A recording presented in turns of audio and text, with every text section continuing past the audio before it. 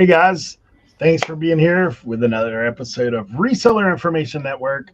We're on show number 79. Sorry, we had some life happens last week and no one was able to get our recording pushed out. We actually did not record various situations going on amongst family and friends and all that kind of stuff. So we took the week off, but we're back. Well, we didn't take the week off. We just, we weren't. The week off from recording. Yeah, there's no weeks off. No days off. No days off. Although I am taking some days off to take the wife down to a certain little Airbnb I'm excited about. Hey, guys, if you're watching the RIN, what Tim is talking about is OBX. We have a little Airbnb action. I will put a link down below if you want to come. And I can't promise I'll be here if you come because I have a busy schedule. But if you do come, I will try to make a point and spend some time with you if I get a chance. So maybe show you where a thrift store Air 12 is. Yeah. Any rate, so yeah, Tim and Josie, I'm excited, man. They're coming down to the Outer Banks. Island life. We're gonna get Tim in some sandals with no socks. It'll be cool. Flip flops, yeah. Get him OBX and 5. But hey, today's show though, we wanted to talk about something. We peruse around through the world of YouTube and Facebook and all these groups that we come across, and there's always questions that arise about what do you do if this happens. And so actually today we've got a few different scenarios that we're going to talk through and work through, and so we'll just give you our opinion of what we would do if it happened to us. And then obviously it's your business, you can do what you want. We're just here to help you along the way. So we're going to take some time to do that. But before we jump into that, because we missed last week, I do want to go ahead and jump in and thank our channel members as we get started. So we've expanded. Shout out Walter Tilton for the gifting of 10 memberships to a bunch of fine folks. So Tim's going to have to take a double breath to get this thing going. It is getting longer. All right, let me see here. I should have got myself a bottle of water for this. I hope that it's showing correctly. There we go. Thanks to channel members AZ Katsu, Simply Shenanigans, Diane Matthews, our very own Blood, Sweat, and Cell, Trash Cat Rescue, New England Betty Boop, Joe Deals, Old School Picker, Vintage Sport Flips, Charities, Terrific Vines, Kathleen the Fern Wave Flipper, Ohio Pickers, Annette and Frank, Rudely Retro, Absolute Finds, Des Hardy, Heather Pedler, James Steinbreaker, Old Pass, High Plains Flipper, Sir Walter Tilton, Black Sheep Society, Death Pile Picker, Mark Rowlands, Tracer J's Trading, Aaron Vaughn, Central Iowa Picker, Pickaroo 9, Buck Mountain Barn, Pinjo Picker, Trash to Cash, Mayberry Picker, Bluegrass Picker. We got a lot of dots here. Miss All Right With Me, and believe it or not, Kent Daigle, Mrs. Trader, Trading Post Picker, Jasmine, One Man's Trash, Trashy Panda, Savage PG, and last but certainly not least, Lindsay Dean. All right. Hey, we made it. We had to slow it down. If you just screamed through that, you'd have been done. You probably just fell over on the side of the chair. Oh, but my God. We do appreciate each and every one of you guys that are channel members. If you'd like to be a channel member, it's not that much, but we do appreciate all you guys. You can check the little button down below. It says join. So we do thank you guys, each and every one of you.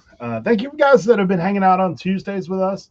Every Tuesday we go live from 9 to 12, so you can check us out then and come by and chat with us. So we've got 12 topics, so we're going to jump right in. Ooh, 12 topics. I'm ready. 12. Okay, so we're talking about various scenarios that we as sellers, like we'll talk about eBay, but a lot of these apply to multiple platforms, right? So here's the first one. For us, this may be a kind of basic thing, all except for Tim, because he does things differently. And when it comes to this, a buyer is not satisfied with their purchase and request a return. So, what do you guys do?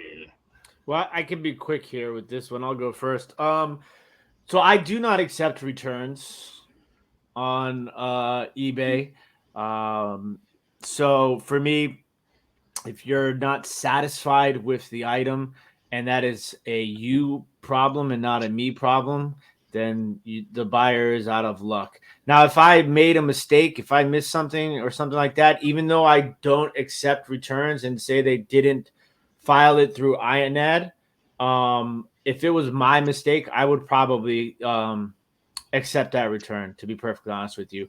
But even with the INAD, if I feel as if I am not at fault and it is the buyer's problem, I will fight it to the very end.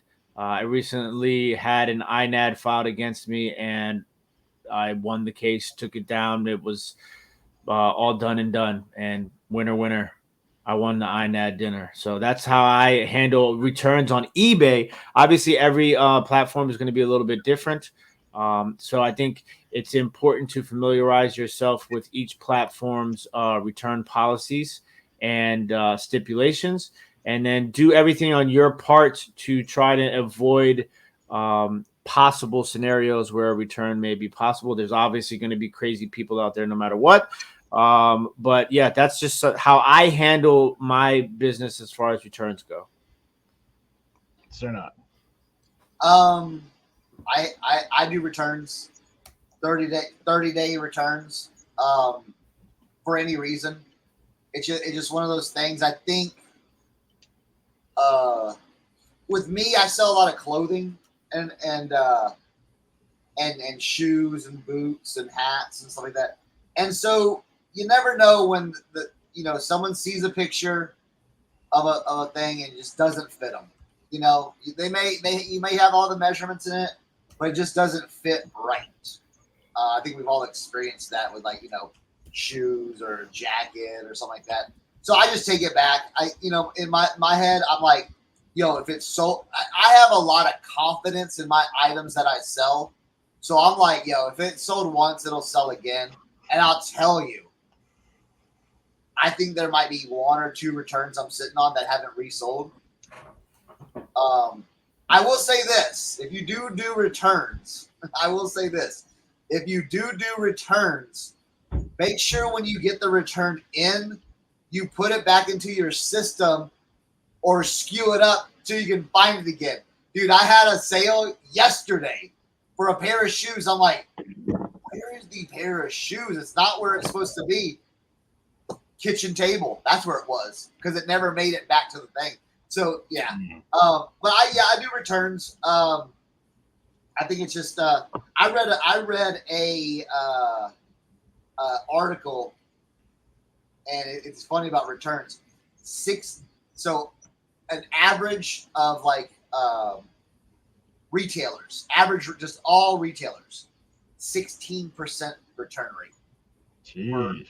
The average retail place. So it's like and with Amazon doing their stuff, how they, no fault reasoning, it's like, yes, I would love to be like, nah, I'm not doing a return, but I think it's just the nature of the beast, because people have just been conditioned so easily, like, all right, yeah, you don't like it, just send it back. So I mean, it's one of those things, like, to me, just send it back, because I'm not going to fight, because that's extra time I've got to worry about fighting that. So I'm just like, yeah, return it, get your money back, and I'll relist it and sell it again.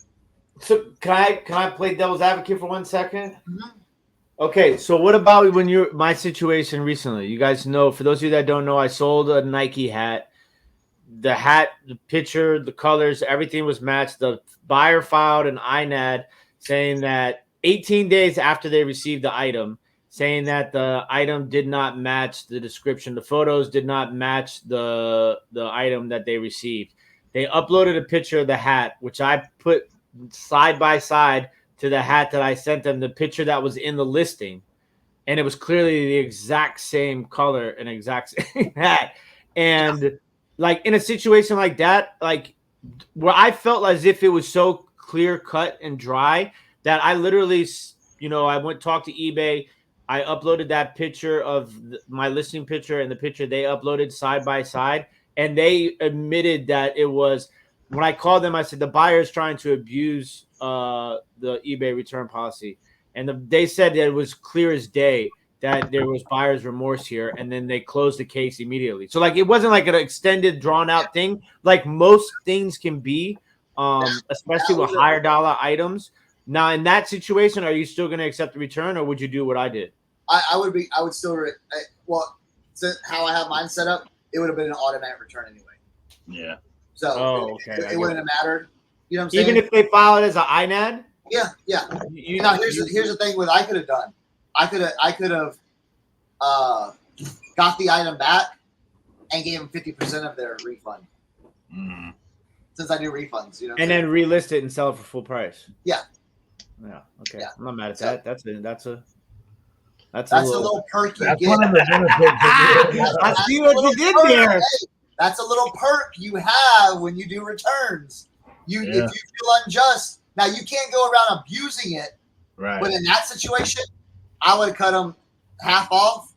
eBay would have approved it. He would have got half his money, and I would have sold it again.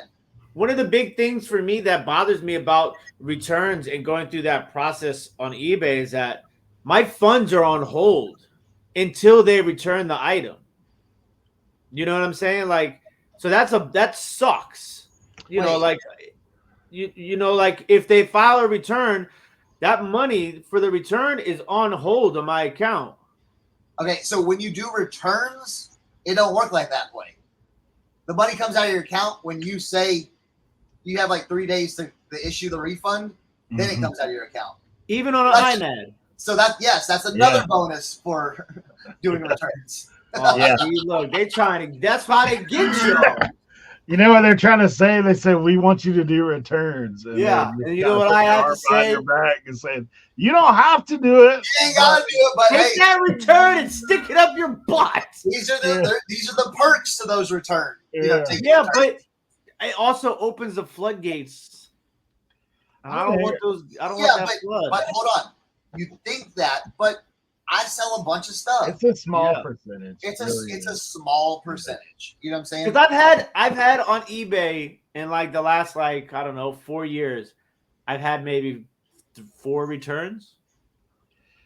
You know, the one of the other perks is if you offer free returns, you don't have to fool with the label.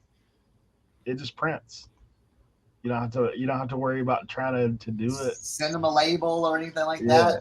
They print. They go and print. And here's the great thing about returns too. Are you guys trying to convince me? Well, here's the great thing about returns too. Okay, everyone that files a return, it doesn't always go through because they may never ship the item back. Right. Yeah.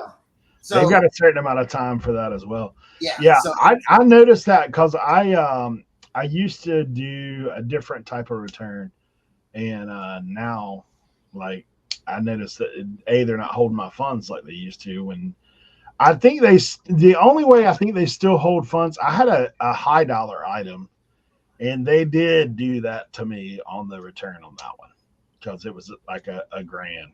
Yeah. Yeah, I can see that, but I haven't had anything. The standard though, no, it's not the case.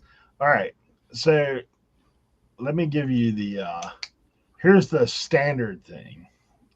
Ensure that your return policy is clearly stated in your listing.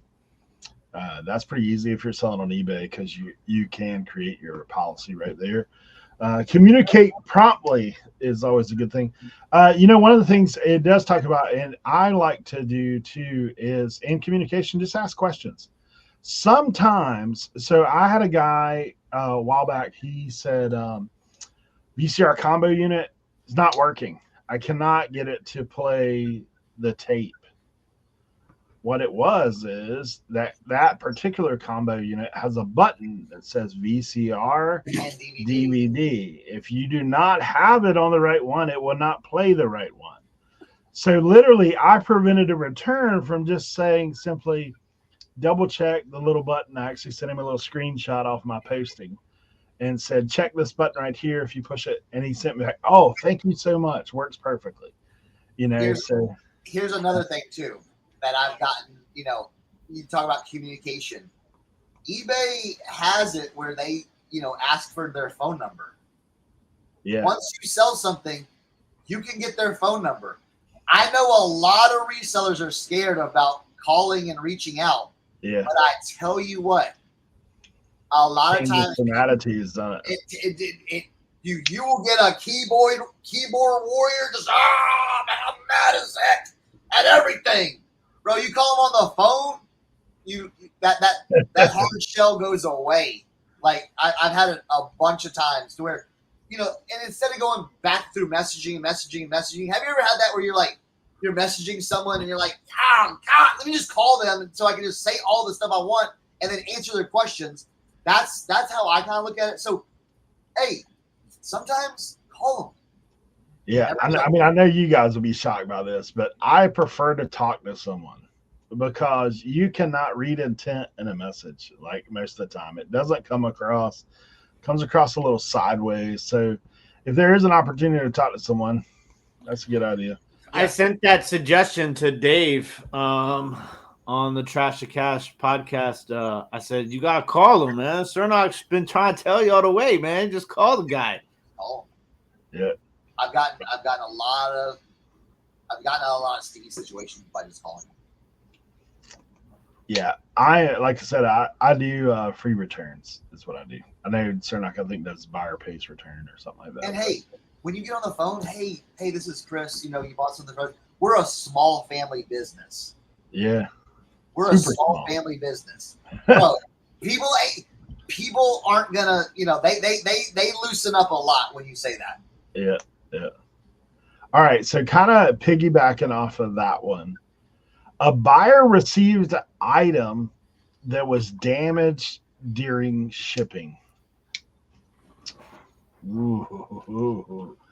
Now, Tim's going to say, because I packed with 95 pounds of bubble wrap, I've never had that happen in my life. Like, Tim drops his off the Empire State Building and it bounces. No. I've had early on, I had one shipment of orders I took to this particular post office, and that had like 6 out of the 20 orders arrived broken. So Jeez. I stopped using that post office, and I only go to one post office in the world right now. But no, once again, I think in all of these scenarios, one of the things that I want to just make sure is you don't forget to do everything beforehand to avoid putting yourself in these situations. Okay. So that means, packaging your stuff as best as possible. And, you can find numerous videos on here about shipping and what to do and what not to do. In a situation like that, there's nothing you can really do. I mean, you have to, once again, I feel like I'm the redheaded stepchild here. I always feel like I have to investigate everything, right? Just because I live in a world and a life and a situation where people feel like they can take advantage of you. So I always be very thorough in investigating the damaged items, okay, to make sure that it is actually your item that is damaged and avoid any sort of bait and switch situations. And once again, you have to do a lot of that before you actually get to the situation. But I mean, in most cases, if it's an item that's over $100, I always buy insurance. And I ship everything through Pirate Ship. So I buy all of my insurance through Pirate Ship. And I think that that's an important thing to note here, because getting insurance claims through USPS is an absolute nightmare. I've done it once successfully, and it was still a tedious process. 2 other times, with all of the things that they required, it was some loophole wording of like something that I didn't provide because it was through eBay. It's very like it was a headache. So I've had a situation once where I sold a model toy car, a very high end one, and it came in like a case, and it arrived damaged, and it was obviously like the box looked like Ace Ventura delivered it. And I went through pirate ship, and I got my money from my insurance claim within 24 hours of filing the claim.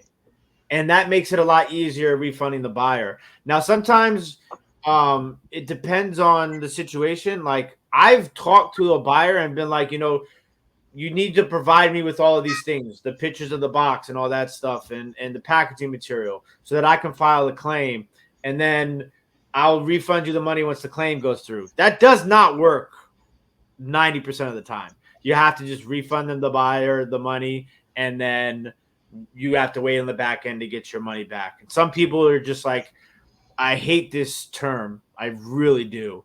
But cost of doing business.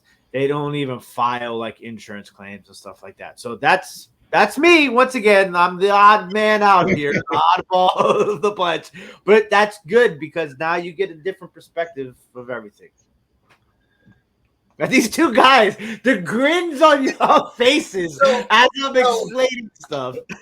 So this is gonna be a little pompous of me, but when you buy stuff as cheap as I do, yes, it's one of those things where it's like cost of doing business, right? It's cost of doing business. I swear,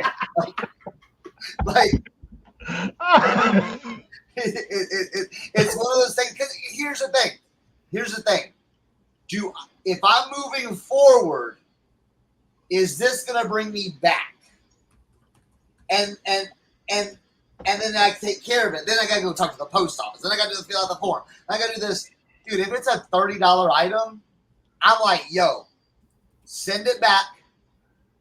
Just send it back. Just open up a return and send it back. Yeah. And then I will evaluate it. Now, I will tell you, I used to, now I haven't had a damaged package in a while. Knock on wood, here we go.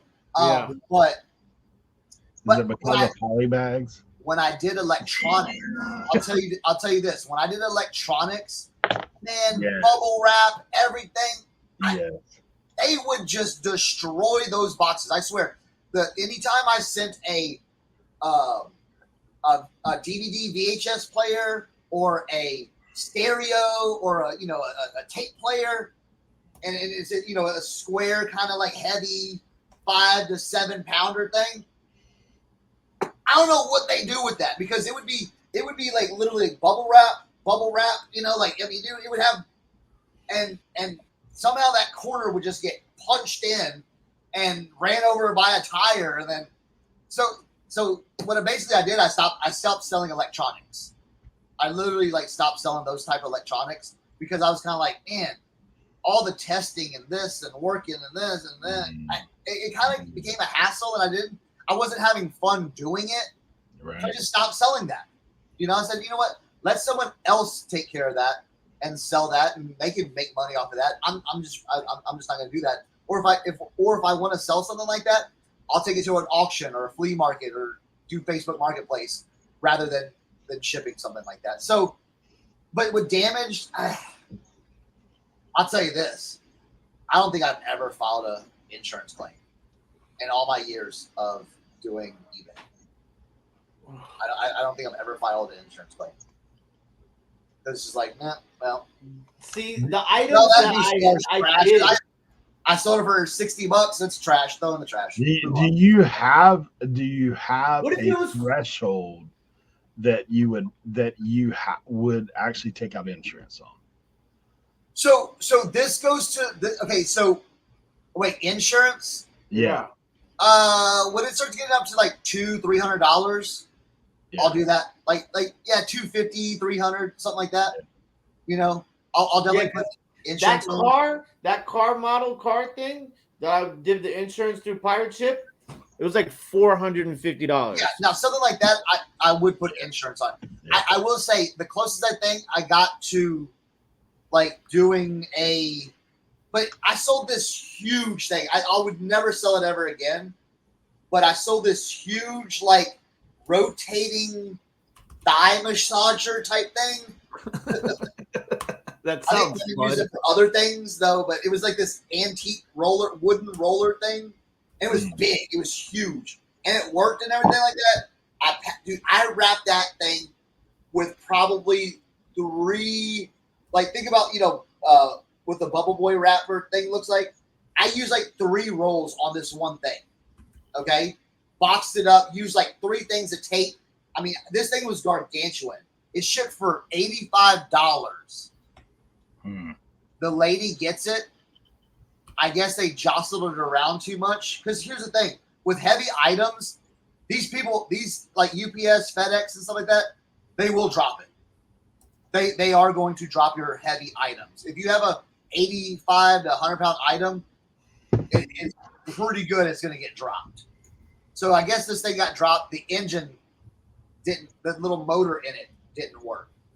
So what I did, she sent this thing back, blah, blah, blah. I think I sold it for like, now I had some kind of insurance on it, but basically I called her and she took it to a little, like she took the little, because you could take out the engine.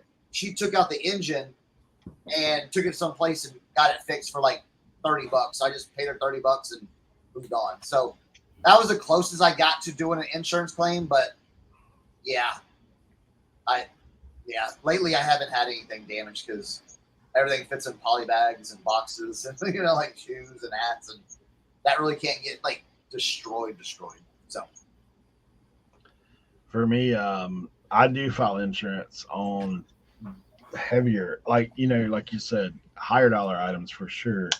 Fortunately for me, the most expensive thing I've had damaged was international shipping, and so covered. That's the worst. As far as damage, I do investigate to a degree. Like I do tell them to send a picture, but also I have a different kind of threshold. Dude, if it's under $20, I don't ask any questions. I'm just like, okay, whatever. I take it.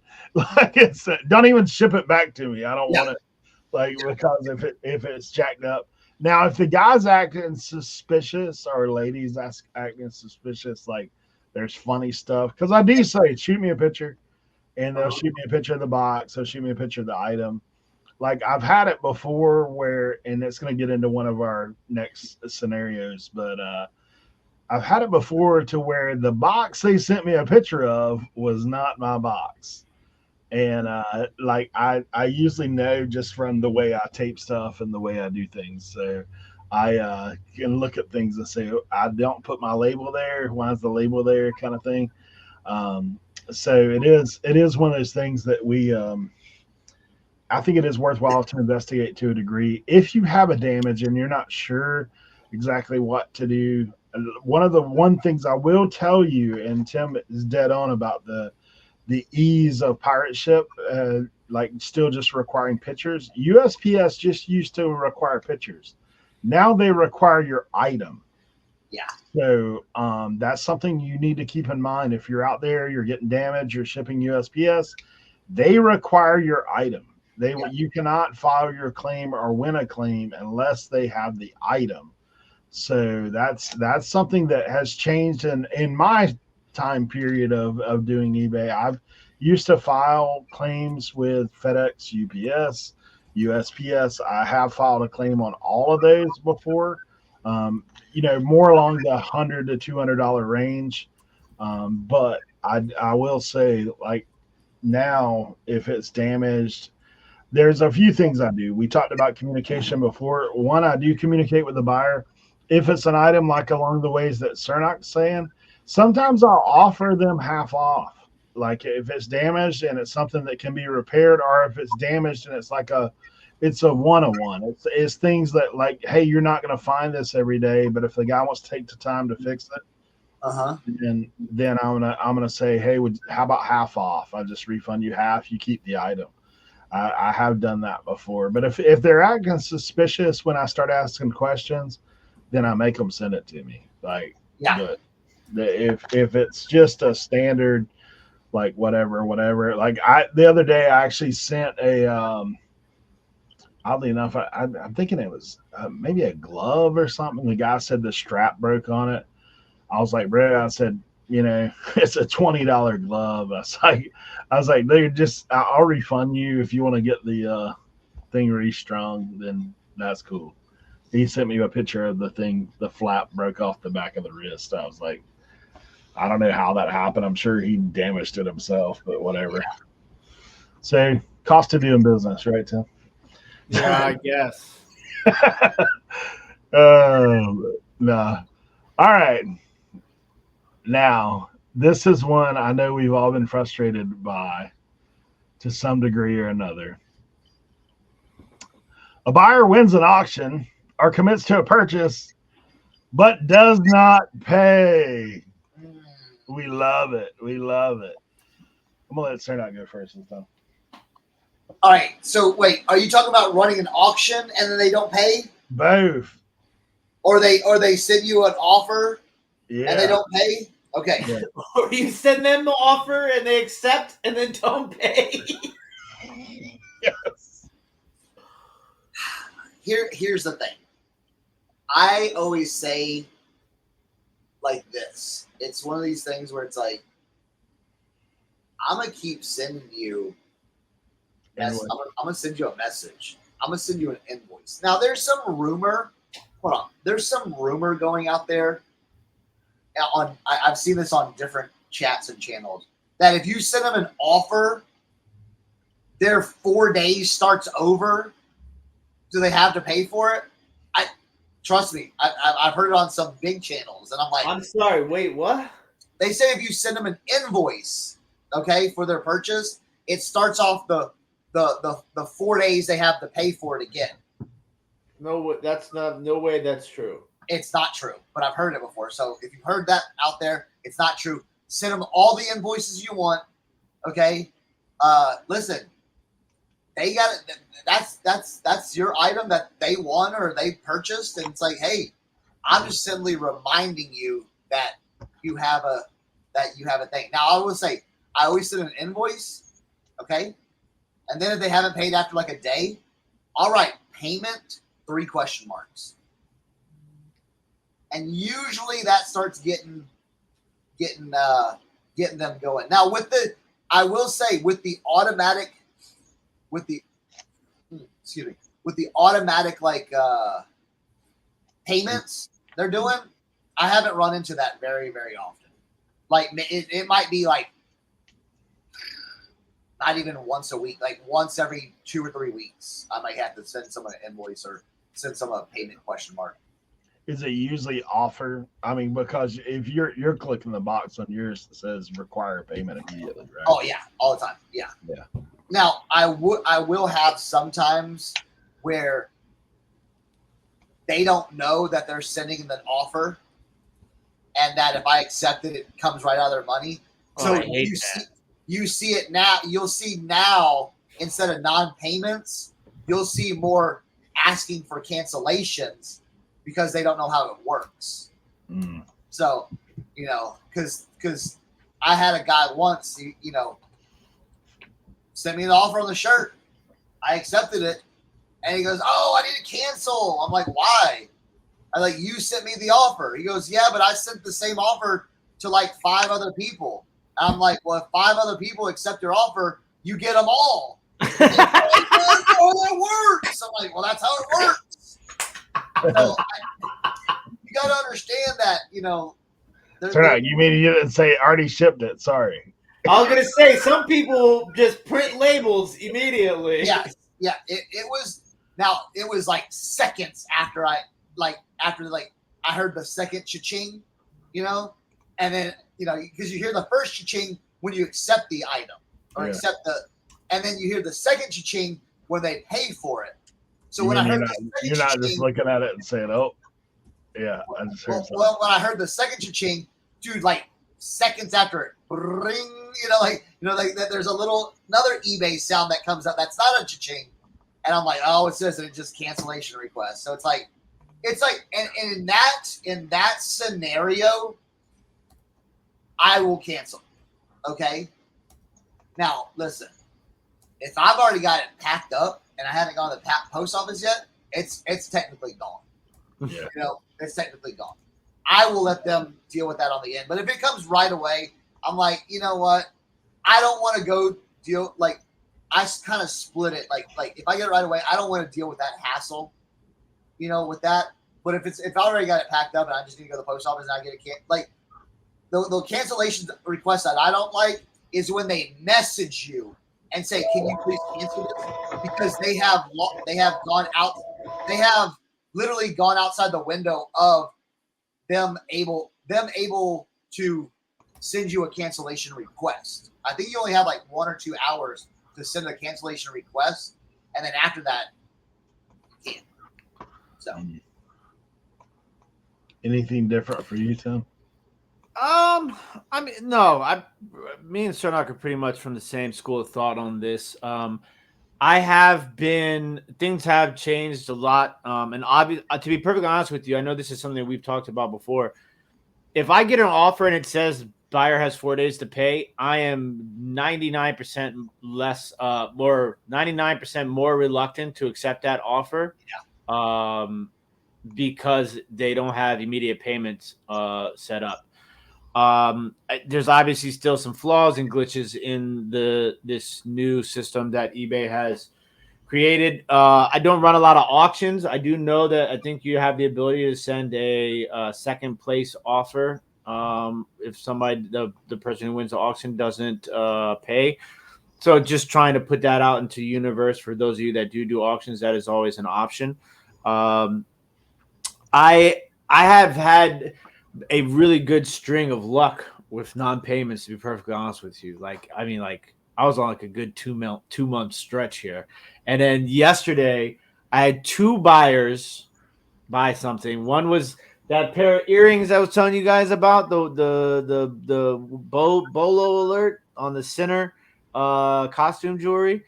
The buyer's like, I didn't know that there was 2 stones not there, one missing and one loose. And I'm like, it's in the description in all caps. It literally explains it for this person.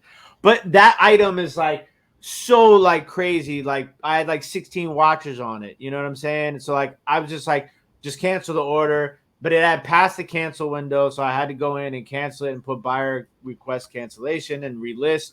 And then I do have one right now that was for a hat that somebody sent an offer on and had immediate payment set up. And it's been more than 24 hours since I accepted the offer and the payment hasn't happened yet. So there are situations where even if they have immediate payment that you will not get paid. Well, and that's why, because, and I'll tell you the reason behind that. They basically put their credit card up.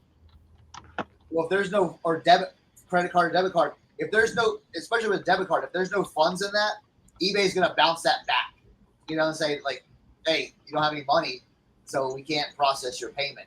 I think we run into that a lot of times because you'll see that on Macari and on Poshmark. And Poshmark, yeah. When they don't have the system set up right, it'll just kick it out. So I think that's what we experience sometimes when it says automatic payment and it takes them like a day to pay. I think that's what's happening. But yeah, I'm also a avid invoice and payment reminder sender as well. Yeah. I just relist it and sell it again. That's what I do. I'm like, oh, sorry, you took too long to pay. No, I do the basically the same thing. I send them an invoice. I send them 50 million messages and just whatever. And then if I don't, like, if it gets close to the 4 days, here's the thing. Honestly, it depends on the item, to be honest. If the item is something I just listed and I've already got a bunch of watchers and they tried to buy it and never paid, like I may not wait the 4 days on that, to be honest. I have done that before. I have definitely done that before. But before like the automatic payments, because it seems like now it was like, all right, like 25% is, automatic payment and the rest is not. Now it's like 90% or like even like 95% now that I rarely see nowadays that it's going to take them 4 days to pay. Yeah. And if I ever see that, I usually counter offer. Yeah. I don't know why they like I said, that kind of thing.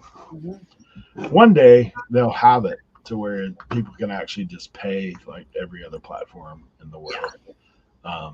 But until then, we'll keep right on. Mm-hmm.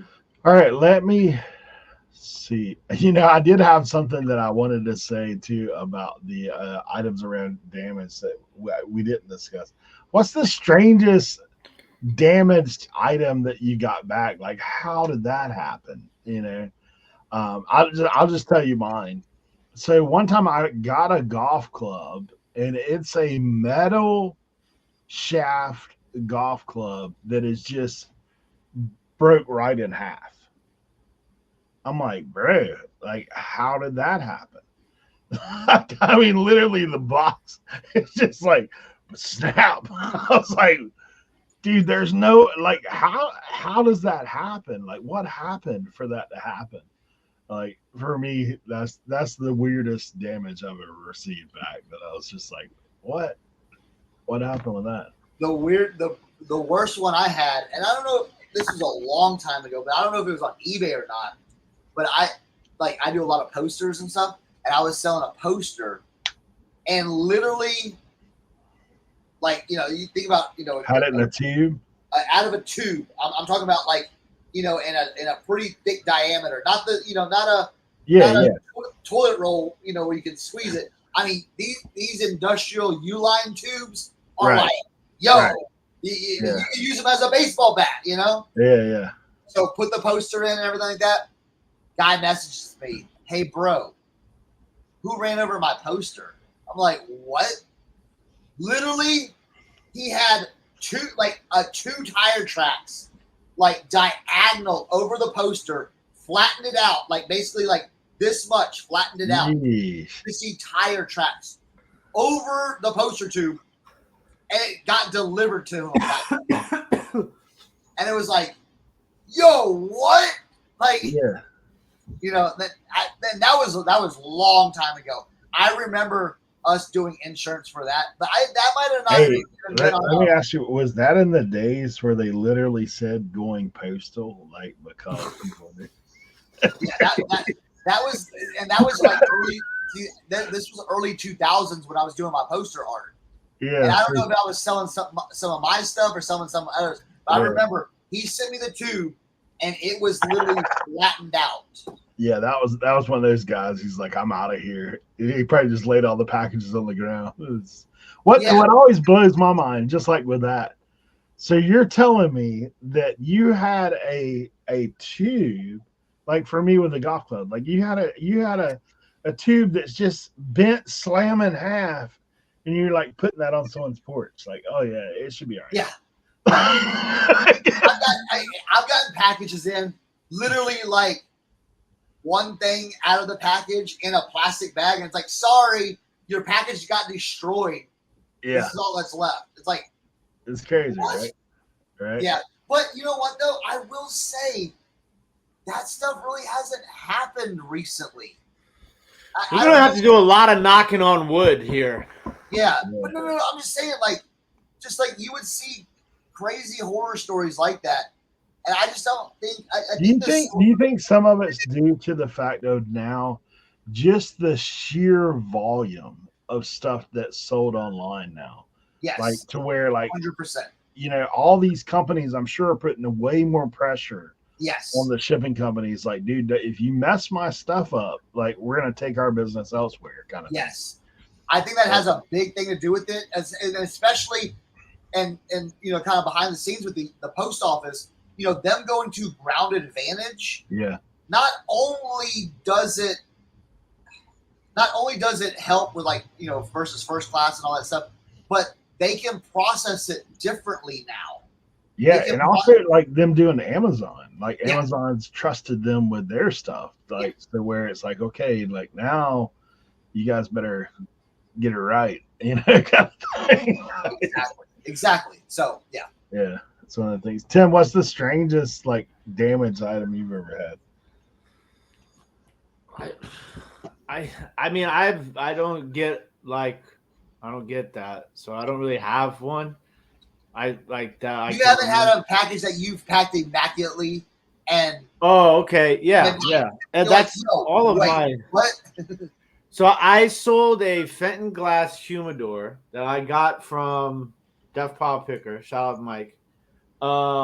And you know it was in its original box.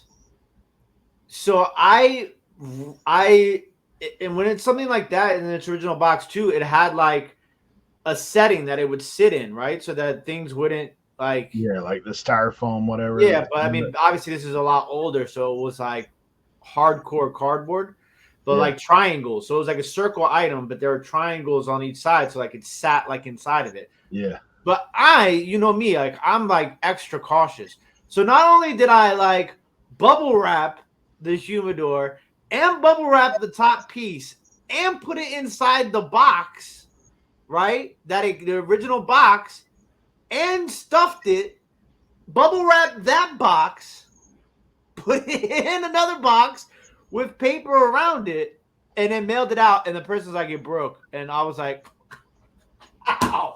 Like, how?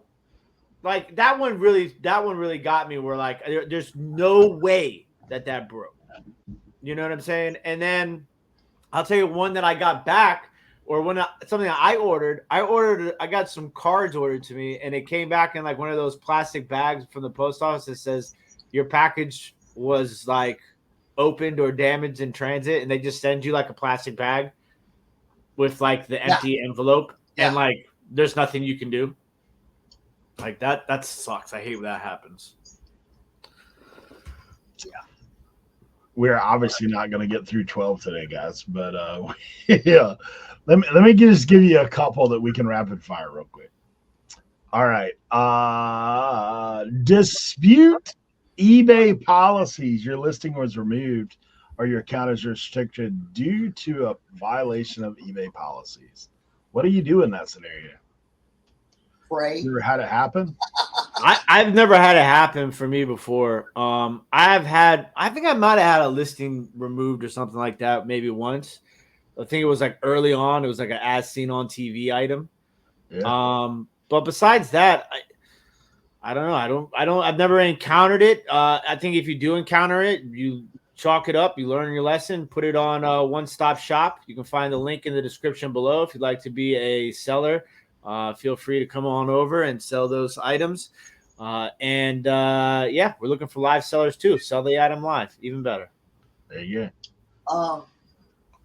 Me, I've had some, you know, like the Vero and stuff like that. I've had that, but I think that I've kind of steered clear of some of these items of more recent, you know.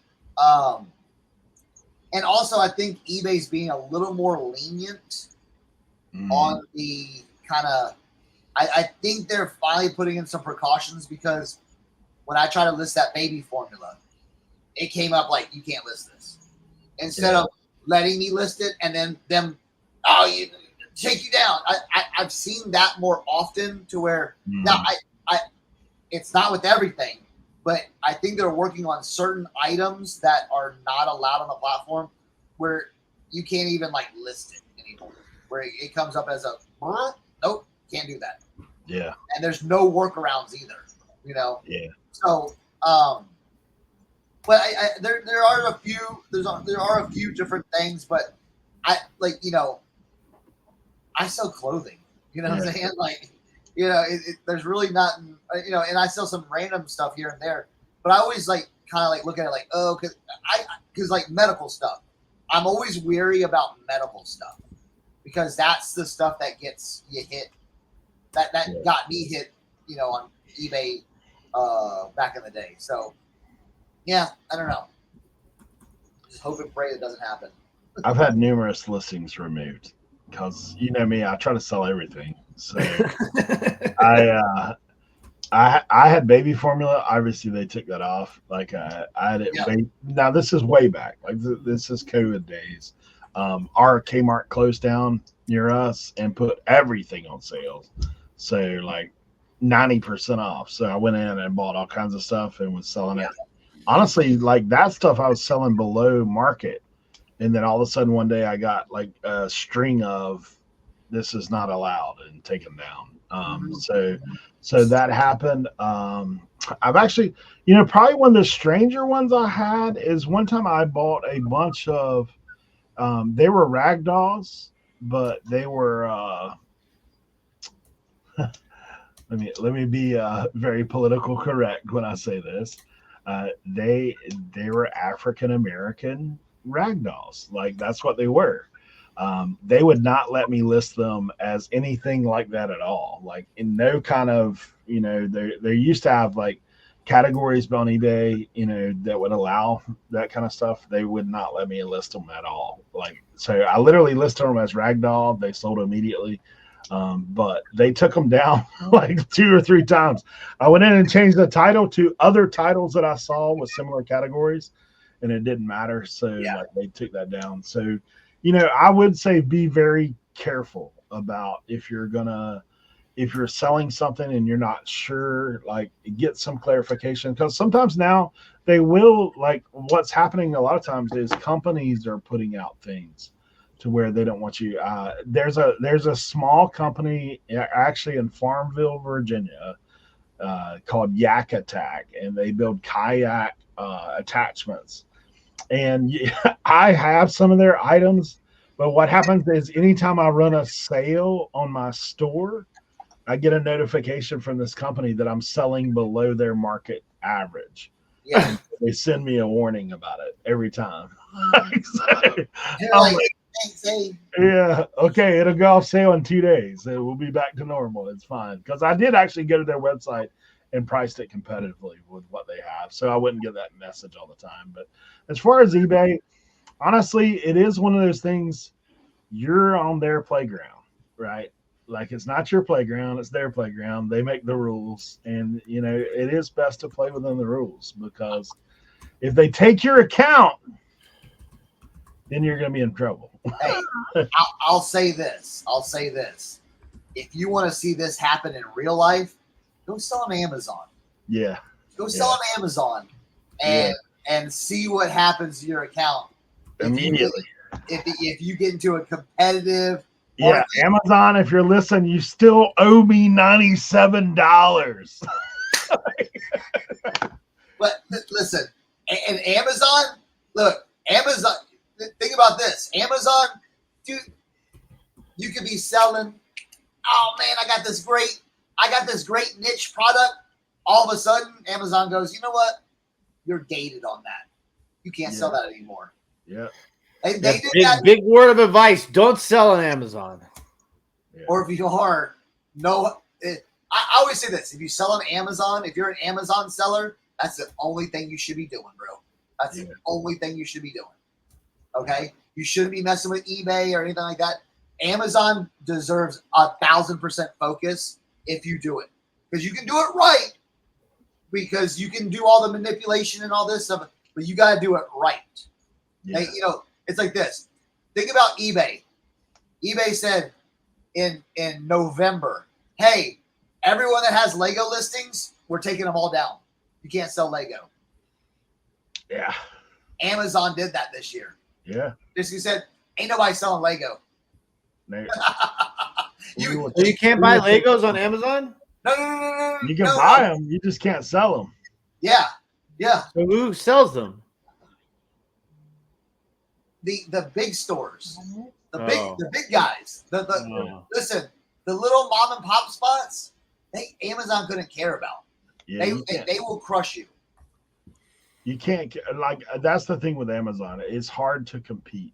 If you got to either have deep pockets, a serious source, a good law firm that you can get your stuff. Like you need a little bit of stuff. I mean, there are guys, and I know there's people within the reseller community that crush it on Amazon, but like they have a lot of experience, guys. They know the loopholes. Like, yeah, that's the thing. That's the thing. If you're jumping in as a newbie, yeah, dude, you're gonna get exactly what happened to me, man. Like some of the advice you do get on YouTube is not that great because the whole idea of being able to get ungated, yes, you can do that for sure, but also all it takes is somebody turning you in, and it could be a competitor that turns you in, and it falls an authenticity claim on you, and then you're in trouble. So it's one of them things. But yeah, if you're looking to get into any other kind of sales, Tim's already said it. The easiest platform to sell on is One Stop Shop. So you can come over there. But eBay, if you need any advice, eBay, Mercari, Poshmark, Grailed, Depop, all of those, we know a little bit about it for sure. So feel free to reach out. If you have questions, you can go over to Facebook group, Reseller Information Network, and drop your questions there. People will help you out. Come over to One Stop Shop. There's also social media aspect. We do some identification help, some questions if you have any, things like that. So come on by and check that out as well. All right. Well, I think we're going to wrap. We're going to get to the rest of these next week. There we go. Be on the lookout because we are going to be doing upgrading the auction game over at One Stop Shop. So be on the lookout. We'll be dropping some auction raid trains very soon. If you'd like to be a part of it, like Tim said, come on by. All right. Sir, not. I know we said we were going to do 12. How many did we do? 6? 5, 4? 5. Listen, we knew this was going to happen because we're talkers. We're talkers. Yeah. I did good though. I know, but hey, you, me, and but there's 3 of us. Like, yeah, 3 of us. So hey, stay tuned for next week. Hey, we're gonna be bringing you more scenarios. Maybe Tim will start doing returns. After the insight he got. You know what I'm saying? Maybe you'll start doing returns. We'll see. We'll see what happens. So, hey, y'all enjoy y'all's weekend. Go make some money and go find some cool stuff. All right, Tim, take us out. Ladies and gentlemen, I want to thank you all, as always, for all the love and all the support. We appreciate it. Do not forget to leave some comments below. Let us know how you would handle these situations personally, because we always like to hear how everybody likes to do things a little bit different. That is what is most important here at the Reseller Information Network. Everybody is going to do things a little bit different. You got to do what's best for you. And that's all we want to do, is help you do what's best for you. We appreciate you guys for hanging out as always. Thank you to our channel members.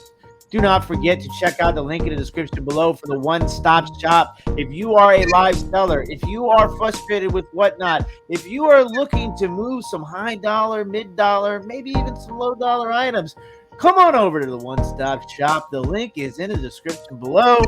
But most importantly, don't forget to tell a friend about RIN, Reseller Information Network.